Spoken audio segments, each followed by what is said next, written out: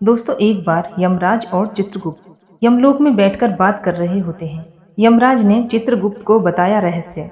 इस प्राचीन कथा के माध्यम से हम जानते हैं। तभी चित्रगुप्त यमराज से पूछते हैं, हे प्रभु, किस कारण से मनुष्य की अकाल मृत्यु होती है? कौन से मनुष्य को संतान सुख नहीं मिलता है और कुछ मनुष्यों की मृत्यु बाल अवस्था में ही क्यों हो जाती है? इसके पीछे क्या कारण है? तब यमराज चित्रगुप्त को बताते हैं, हे चित्रगुप्त, तुमने उचित ही प्रश्न किए हैं। इन सभी प्रश्नों का उत्तर मनुष्य की आदतों में छिपा होता है। मनुष्य जिस प्रकार का आचरण करता है, उसे उसी के अनुसार सुख और दुख भोगने पड़ते हैं। मनुष्य की अकाल मृत्यु होने के पीछे भी उसकी आदतें ही होती हैं। तुम्हारे प्रश्नों का उत्तर बताने से पहले मैं तुम्हें एक बहुत ही महत्वपूर्ण कथा सुनाता हूँ। इस कथा में तुम्हें तुम्हारे सभी प्रश्नों के उत्तर मिल जाएंगे। इसीलिए तुम इस कथा को ध्यान से जरूर सुनना। जो भी इस कथा का श्रवण करता है और इसका प्रचार करता है, मैं उसके सभी अपराध माफ करता हूँ। चित्रगुप्त कहते हैं, हे धर्मराज, हे महाराज, आपके मुख से इस महान कथा को सुनने का सौभाग्य मुझे प्राप्त हो रहा है। मैं इसे ध्यान से पूरा अवश्य सुनूंगा। फिर यमराज चित्रगुप्त को वो कथा सुनाने लगते हैं। बहुत समय पहले की बात है। मगध देश में हिमकुंडल नाम के एक प्रसिद्ध सम्राट हुआ करते थे। उनके राज्य के अंदर अनेक वन तथा सरोवर थे। महाराज हिमकुंडल अत्यंत गुणवान, बुद्धिमान तथा सफल सम्राट थे। उनके राज्य में प्रजा अत्यंत संतुष्ट थी। प्रजा को किसी भी चीज की कोई कमी नहीं रहती थी। महाराज स्वयं ही अपनी प्रजा का ध्यान रखते थे। उनके राज में चोर लुटेरों का कोई भय नहीं था। महाराज बड़े ही धर्मात्मा थे।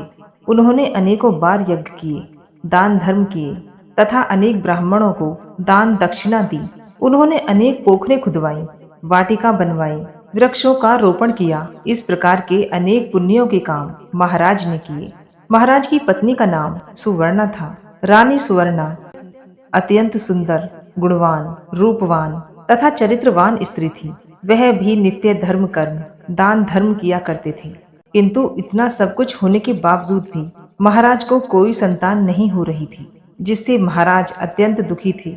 महाराज का दुख देखकर प्रजा अत्यंत दुखी थी। फिर एक दिन महाराज अपने राजमहल में बैठकर इस प्रकार से सोचने लगे, किस पाप के कारण मुझे पुत्रहीन रहना पड़ रहा है? मैंने ऐसा कौन सा पाप किया है जो मुझे इतना बड़ा दंड मिल रहा है? अब मेरी इस समस्या का हल केवल मुनि वशिष्ठ जी ही कर सकते हैं। इसलिए मैं उनके पास जाकर इस समस्या को कहता हूँ और उनसे कुछ उपाय समझूंगा। फिर महाराज अपने रथ में बैठकर मुनि वशिष्ठ जी के आश्रम पर जाते हैं। वहां पर मुनि वशिष्ठ जी ने उनका स्वागत करते हुए कहा, आओ वत्स, बैठो, और उन्हें आसन देकर बैठने को कहा। और वशिष्ठ जी कहने लगे, हे राजन, आज किस कारण से आज हमारे आश्रम पर आना हुआ? कहीं आपने संन्यास तो नहीं लिया है? महाराज मुनि से कहने लगे, हे मुनिवर, ऐसी बात नहीं है। आज मैं आपके पास एक शंका लेकर आया हूँ। मैं अत्यंत दुखी हूँ। केवल आप ही मेरी इस शंका का समाधान कर सकते हैं।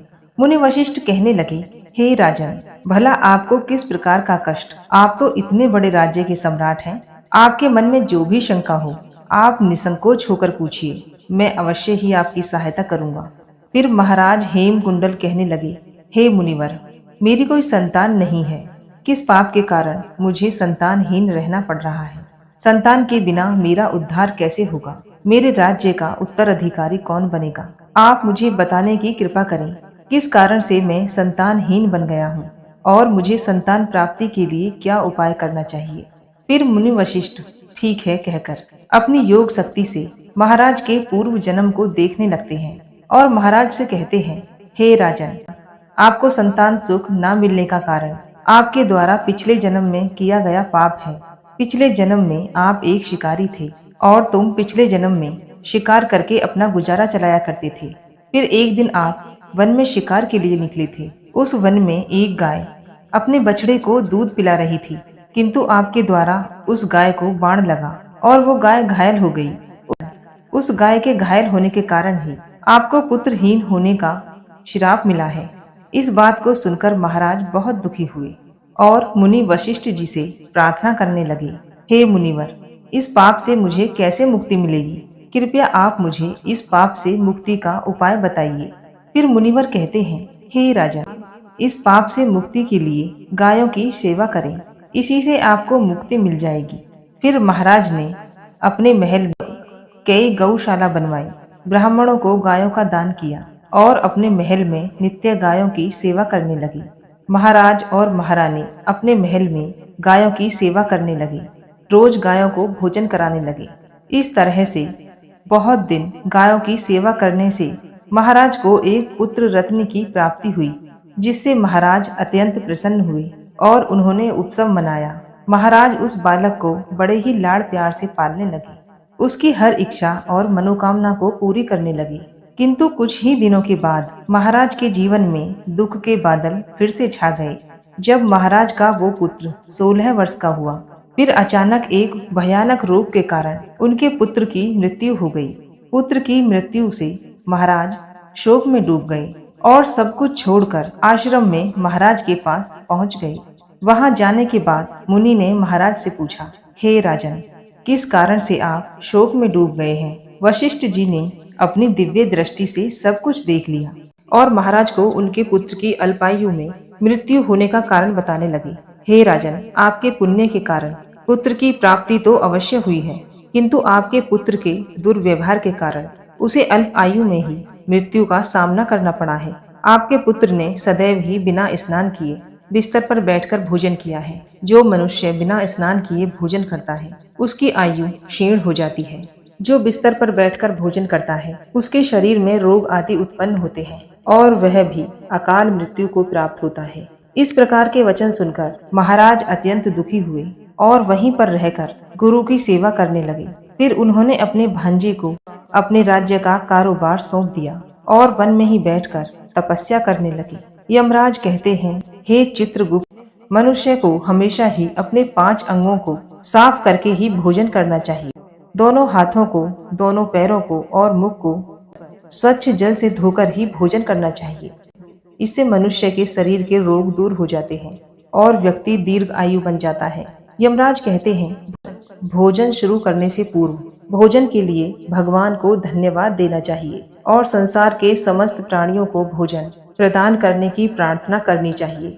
इस प्रकार से अन्न देवता को प्रणाम करके भोजन करने से मनुष्य को कोई पाप नहीं लगता है। यमराज कहते हैं, जमीन पर बैठकर भोजन करना ही श्रेष्ठ होता है। बिस्तर पर बैठकर भोजन करने से शरीर में रोग उत्पन्न होते हैं और उसकी आयु कम हो जाती है। शास्त्र कहते हैं, दहलीज पर बैठकर भी भोजन नहीं करना चाहिए।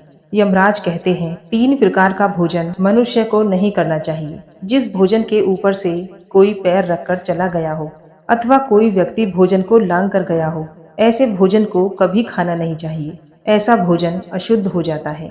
ऐसे भोजन को कभी नहीं खाना चाहिए और पशुओं को खिला देना चाहिए।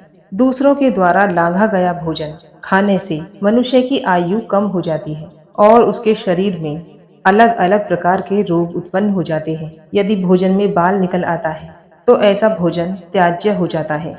यदि अन्न में बाल निकलता है तो उसे ईश्वर को कभी भी प्रसाद के रूप में नहीं चढ़ाना चाहिए और न ही स्वयं खाना चाहिए। ऐसा भोजन प्रेतों को प्राप्त हो जाता है। यमराज उसे कहते हैं, दूसरों के लिए परोसा गया भोजन भी नहीं खाना चाहिए। जो मनुष्य दूसरों का भोजन छीन कर खाता है अथवा किसी को बिना दिए ही उस भोजन का स्वयं ही उपभोग करता है, उससे देवी अन्नपूर्णा रुष्ट हो जाती है। भोजन सभी में बांटकर खाना चाहिए। दूसरों के हिस्से का भोजन करने से मनुष्य के पुण्य कर्म नष्ट हो जाते हैं। शास्त्रों के अनुसार दिन के समय में मनुष्य को उत्तर की ओर मुख करके मल मूत्र का त्याग करना चाहिए। यदि रात्रि के समय यदि मल मूत्र का त्याग करना हो तो दक्षिण की ओर मुख करके करना चाहिए। मल मूत्र का त्याग करते समय हमेशा अपने सिर को ढककर रखना चाहिए। किसी भी पेड़ के नीचे, कुएं के पास, नदी के किनारे के पास, गौशाला के पास, देव मंदिर, अग्नि के पास तथा शमशान भूमि के पास कभी मलमूत्र का त्याग नहीं करना चाहिए। शास्त्रों में कहा गया है, खड़े होकर भी मलमूत्र का त्याग नहीं करना चाहिए। इससे शरीर में रोग और विकार उत्पन्न होते हैं। इसके साथ ही पूरी तरह से निर्वस्त्र होकर भी मल मूत्र का त्याग नहीं करना चाहिए। चलते चलते कभी पेशाब नहीं करना चाहिए। इससे जीवन में दुर्भाग्य आता है। जूते पहनकर, छाता लगाकर मलमूत्र का त्याग करना अनुचित माना जाता है। कभी भी किसी स्त्री, गुरु, देवता और पानी की तरफ मुख करके आकाश में ग्रहों को देखते हुए मलमूत्र का त्याग करना अनुचित माना गया है। रात्रि में चंद्रमा और अग्नि की तरफ देखते हुए मलमूत्र का त्याग नहीं करना चाहिए। इससे जीवन में दुख और संकट आते हैं। मलमूत्र का त्याग करने के बाद उस भाग को स्वच्छ करना चाहिए तथा अपने हाथों को भी जल से शुद्ध करना चाहिए। यमराज कहते हैं, मनुष्य को कभी निर्वस्त्र होकर स्नान नहीं करना चाहिए। इससे पितृदेव रुष्ट हो जाते हैं। पितृदेव रुष्ट हो जाने पर मनुष्य अपना सब कुछ खो बैठता है। इस प्रकार से यमराज ने चित्रगुप्त को बुरी आदतों के संबंध में संपूर्ण ज्ञान दिया है। वह अत्यंत महत्वपूर्ण है। दोस्तों, यदि आपको ये जानकारी अच्छी लगी है तो वीडियो को लाइक जरूर करें और हमारे चैनल को सब्सक्राइब करें। फिर मिलते हैं दोस्तों ऐसी ही वीडियो के साथ। तब तक के लिए अपना ख्याल रखना। जय श्री कृष्ण। राधे राधे।